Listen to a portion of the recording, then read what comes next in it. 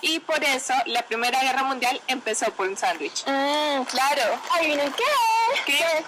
Hoy es Viernes Negro y hay unas ofertas para morirse. No te veo muerta. Te quisiera ver en los años 30. ¿Por qué? ¿Eso qué tiene que ver? La crisis del 30. ¿Cuál crisis? La Gran Depresión. ¿La qué? Ven, vamos al libro.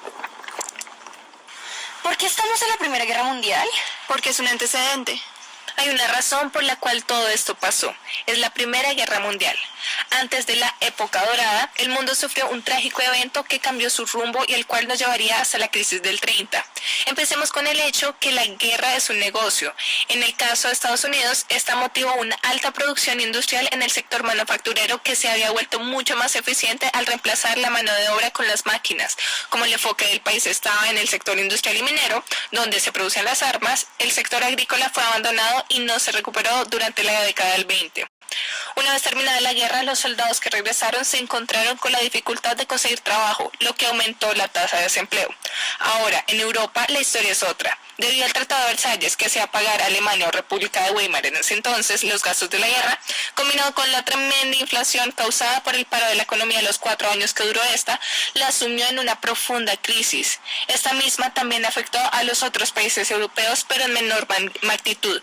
El abandono del sector agrícola conjunto con el sector industrial en sobreproducción impulsó políticas deflacionarias para contrarrestar los efectos de inflación y desempleo, pero desafortunadamente no fueron muy efectivas. Ahora pasemos a la siguiente etapa. ¿Por qué nos pasamos a los años 20? Porque también es un antecedente. Pero, ¿por qué? Si en los años 20 en Estados Unidos, citando a The Great Gatsby, the parties were bigger, the peace was faster, the shows were broader, the buildings were higher, the malls were looser, and the liquor was cheaper. En ese momento la vida era más fácil. De hecho, se dice que en esa época las personas obtenían crédito fácil. Las mujeres ya podían votar y tenían más libertad. La comida y los productos manufacturados eran muy baratos en comparación al siglo anterior. Además, desde que se inventó el cine y la radio, había más diversión y entretenimiento por todos lados. Eso sin mencionar que Estados Unidos tuvo un crecimiento económico y la gente compraba y compraba acciones. Bueno, aunque admito que tuvo sus desventajas para varias personas, como los inmigrantes y las personas de color que fueron discriminadas durante esta época. Asimismo, los trabajadores del campo tampoco la pasaban muy bien, teniendo en cuenta que la brecha en la calidad de vida entre la población del campo y de la ciudad era muy grande, debido a que los precios de los productos agrícolas bajaban por su cantidad de producción, mientras que la demanda seguía igual. Y sumándole a esto, el hecho de que las estructuras sanitarias eran mínimas o inexistentes.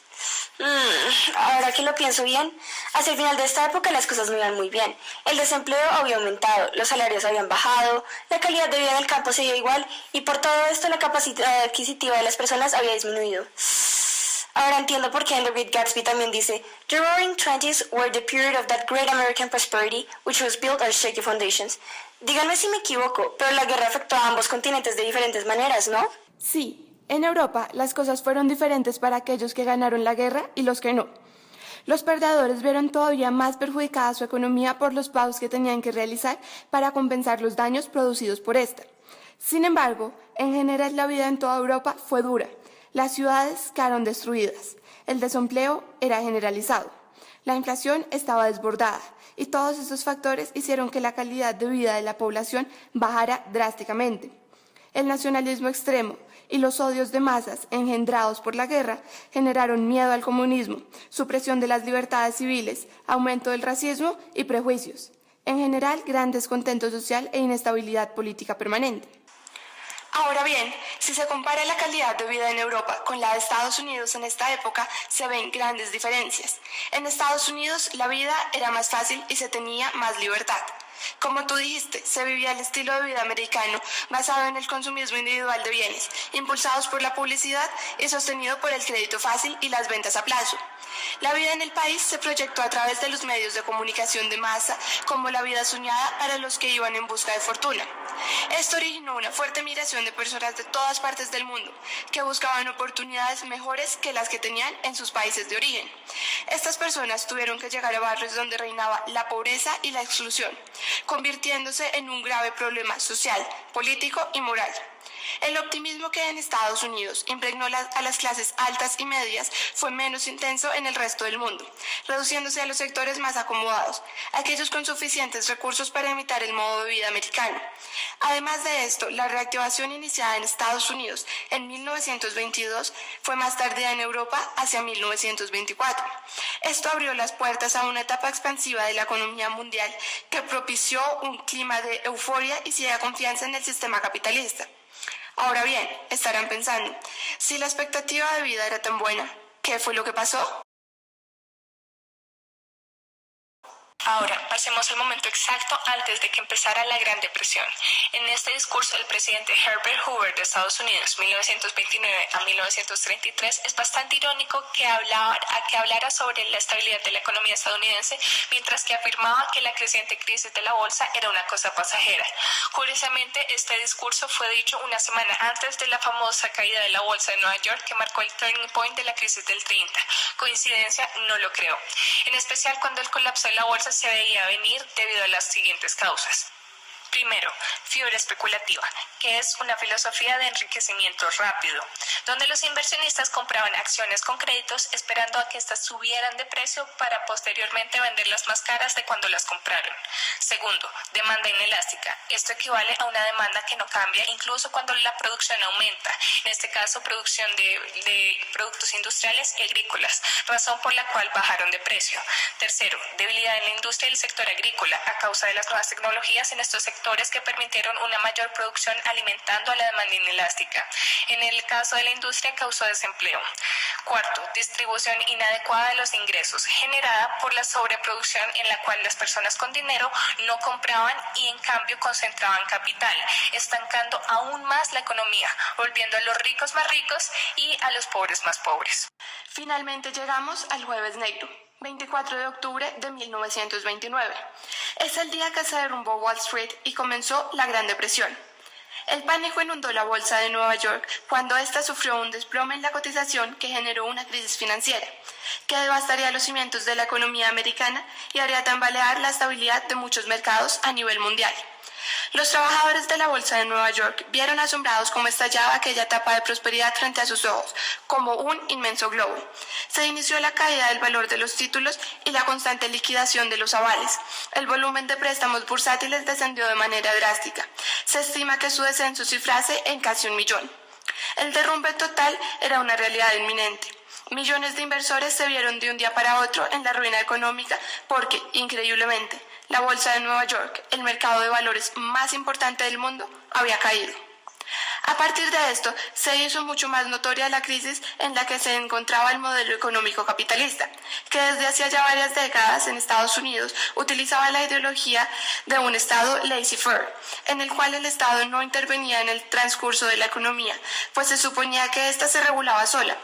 Esta caída afectó de igual manera a los países europeos en la medida que Estados Unidos quedó imposibilitado para realizarles préstamos, los cuales eran fundamentales para la estabilidad de sus economías, puesto que ayudaban a superar la inflación y los problemas dejados por la Primera Guerra Mundial. Por estas razones, era inminente que el gobierno de Estados Unidos tomara medidas frente a la crisis que permitieran reestructurar la economía. Sin embargo, por lo que entiendo de este libro, eso no fue el caso. Hubo varios errores en la administración de Hoover que permitieron la agravación de la crisis en un momento vital de la historia americana. Empezando porque el colapso de la bolsa de valores era algo que de una u otra manera se podía evitar si hubiera habido una mayor intervención del gobierno en las actividades especulativas. También era su responsabilidad velar por el bienestar del sector agrario. Ambas cosas no se tuvieron en cuenta hasta cuando ya era demasiado tarde, porque Hoover no aceptaba la gravedad de los hechos, pensando que eran problemas de una crisis pasajera. La respuesta inmediata a esto fue cambiar las políticas extranjeras, como la ley Smoot-Hawley en el 30, que aumentaba los aranceles en un intento de proteger el comercio interno. Para solucionar el problema agrario, Hoover hizo que el Estado comprara el excedente agrario en el año 31, lo cual estimuló la producción. Sin embargo, el Estado fue incapaz de seguir sosteniendo este gasto y soltó los stocks, hundiendo los precios de las acciones aún más y conllevó a la ruina de millones de agricultores. Otro gravísimo error fue no haberle puesto atención al problema del desempleo, que aumentó la miseria en la población, y la competencia por el trabajo, que disminuyó la capacidad adquisitiva de la población. Como si todo esto fuera poco, las malas condiciones de vida promovieron la discriminación racial, por lo que el resentimiento social también aumentó. En total, el impacto de la crisis modificó la estructura social y acentuó la desigualdad entre las clases sociales. En un panorama internacional vemos un cese de exportaciones, créditos e importaciones en el exterior por parte de Estados Unidos. El comercio internacional se redujo a 2/3. En esta respuesta a la recesión, los gobiernos buscaron abandonar el patrón de oro. En el año 33 fracasa la Conferencia Económica Mundial de Londres, que buscaba una salida colectiva de la crisis debido a la poca cooperación de los países. La dura situación económica le da fuerza a movimientos revolucionarios de extrema derecha e izquierda, creando un panorama de inestabilidad política. Si bien Hoover intentó amortiguar las consecuencias del colapso económico, al final no dio los resultados esperados. Todas estas decisiones tomadas por el presidente ocasionaron que el pueblo estadounidense perdiera la fe en el Partido Republicano, lo cual permitió el ascenso del próximo presidente, que era demócrata. ¿Y qué tal el descaro de Hoover, que se atrevió a lanzarse para que lo reeligieran? Afortunadamente, no fue así. Porque es que te resientes si apenas he llegado. ¿Sabes?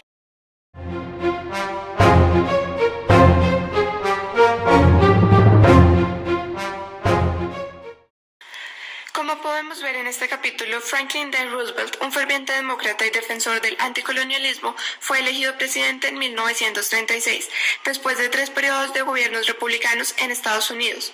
Él se encargó de que su nación superara la peor crisis económica de la historia luego del crack bursátil de 1929. Roosevelt fue el único presidente norteamericano en conseguir 4 mandatos presidenciales seguidos. Dirigió al país a la victoria durante la Segunda Guerra Mundial y llevó a la economía nacional por rumbos entonces inexplorados, el keynesianismo. Creía que el principal problema de su país era que había perdido la confianza en sí mismo, por lo que se encargó de, poco a poco, darle seguridad a los ciudadanos. Su programa político de recuperación se conoció como el New Deal, un ambicioso plan de intervención del Estado en la reconstrucción de la economía nacional, buscando reorganizar el capitalismo, estabilizar el sistema y contener las numerosas rebeliones que surgían al calor de la crisis. Una vez logrado esto, el gran reto de Roosevelt fue lograr la supremacía estadounidense a escala mundial. Conforme a sus ideas de entendimiento pacífico entre las naciones, Roosevelt logró llevar a cabo el proyecto de creación de una organización de las Naciones Unidas conocida como la ONU. Los importantes resultados que obtuvo le dieron una gran legitimidad y reconocimiento de la población. La política económica de New Deal se basaba en luchar contra la devaluación, aligerando la deuda y revalorizando los salarios con el fin de subir los precios. También consistía en aumentar las compras de consumidores y así las ganancias de productores, además de iniciar construcciones de obras públicas para evitar el paro y mejorar salarios. El New Deal estuvo dividido en 2 etapas. La primera, que se desarrolló entre el 33 y el 38, y su enfoque era modernizar el país mediante reformas estructurales que permitieron que toda la población estadounidense gozara de acceso a la electricidad. La segunda etapa se llevó a cabo del 34 al 39, y se enfocó en la reestructuración de la economía mediante la implementación de las reformas como 1. La ley Glass-Steagall, que regulaba el funcionamiento de la bolsa, o sea, que controlaba la especulación, cosa que debieron hacer hace mucho tiempo. 2. Establece leyes con la intención de conseguir saneamiento bancario.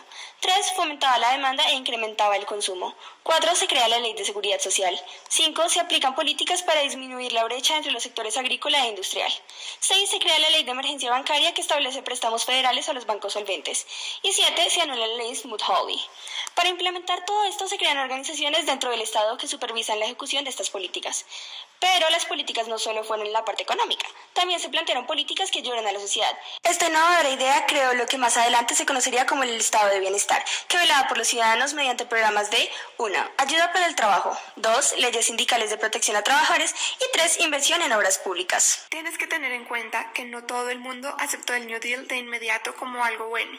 Este fue criticado por ser radical, ya que contrastaba bastante con la concepción que tenían las personas de cómo debía manejarse la economía. También, el hecho de que las reformas fueran implementadas en un lapso corto de tiempo promovió que la impaciencia de las personas aumentara, ya que no tuvo resultados inmediatos. Además de esto, una parte polémica del New Deal fue su propuesta de combatir a los responsables de los abusos financieros que llevaron a la crisis. Al igual que, para 1939, la tasa de desempleo seguía teniendo un alto porcentaje, equivalente al 17% de la población, lo cual, a su vez, obligó a la mujer a salir al campo laboral para aportar ingresos al hogar. De esta forma, la mujer pasó de un plano secundario a un plano principal. En conclusión, las políticas del New Deal ayudaron a la consolidación de un estado de bienestar y lograron afirmar los cimientos de la economía estadounidense mediante políticas intervencionistas del Estado que ayudaron al país a salir de la recesión, recuperando los niveles de producción y salarios previos a la crisis. Ahora, ¿qué pasó con el resto del mundo? Bueno, el New Deal sirvió como modelo guía para que los otros países desarrollaran planes de modernización y consolidación económica, en un ambiente donde el mercado se estaba globalizando. En el caso de Europa continental hay un auge de ideologías nacionalistas y totalitaristas, como vemos en Italia y Alemania, más tarde también en España, donde ascendieron los regímenes fascistas y se aplicaron políticas de autarquía. La idea de estos era promover otra manera de manejar la crisis y disminuir su dependencia de Estados Unidos. En cuanto al Reino Unido, se da un abandono definitivo del patrón de oro. En general, los nuevos estados de bienestar invierten en obras públicas y tratan de aumentar los salarios para lograr una mayor equidad económica en la población. ¡Wow! Eso explica muchas cosas, pero como esto ocurrió hace, unos 70 años por ahí, ¿este modelo económico propuesto por el New Deal sigue vigente y nos afecta hoy en día? Este modelo económico no sigue vigente. Fue reemplazado por el neoliberalismo en la década del 80. A pesar de esto, hay unas organizaciones propuestas por el New Deal que siguen funcionando, como el Banco de la República, la Reserva Federal y la Corporación de Seguros de Préstamo. También están la Administración de Seguro Social, el Security Exchange Commission y el Farm Credit Administration. A partir de estas se modelan otras organizaciones en diferentes países que ayudan a ordenar y estabilizar las economías. Ah, ya veo. El New Deal no es el modelo que tenemos hoy en día, pero fue de vital importancia crearlo. Solo que hay algo que aún no me queda muy claro. ¿Cuál es la importancia en sí de este evento en el orden mundial? En cuanto a la importancia, te puedo decir que es fundamental, puesto que la estabilización de este modelo económico ha evitado que una crisis como la del 30 vuelva a ocurrir. Además, dio lugar a la creación de organizaciones que conforman un estado de bienestar y que permiten la estabilidad de la economía, como ya hemos visto. En cuanto a su efecto en el orden mundial del siglo XX, te puedo decir que la crisis del 30 lo cambia, porque rompe con los esquemas políticos, sociales y económicos que se venían usando en el mundo capitalista hasta la caída de la Bolsa de Nueva York en 1929, dando paso a un nuevo modelo económico mundial. Ya entiendo todo. Este nuevo modelo es el New Deal. Es bueno saber cómo y por qué nuestro mundo es así. Me siento mal por esto, pensando en todo lo que sufrieron las personas en esa época y yo despilfarrando sin conciencia. No, la idea no es que te sientas mal por eso, pero recuerda lo afortunada que eres de no haber tenido que pasar por esa experiencia. Claro, y hay que tener en consideración que no se sabe con exactitud cuándo puede volver a ocurrir esto. Sí, teniendo en cuenta que la economía fluctúa respecto a las políticas de cada país y que nosotras, las personas, somos las que impulsan esos tales sistemas. Hasta aquí llega la historia por el momento.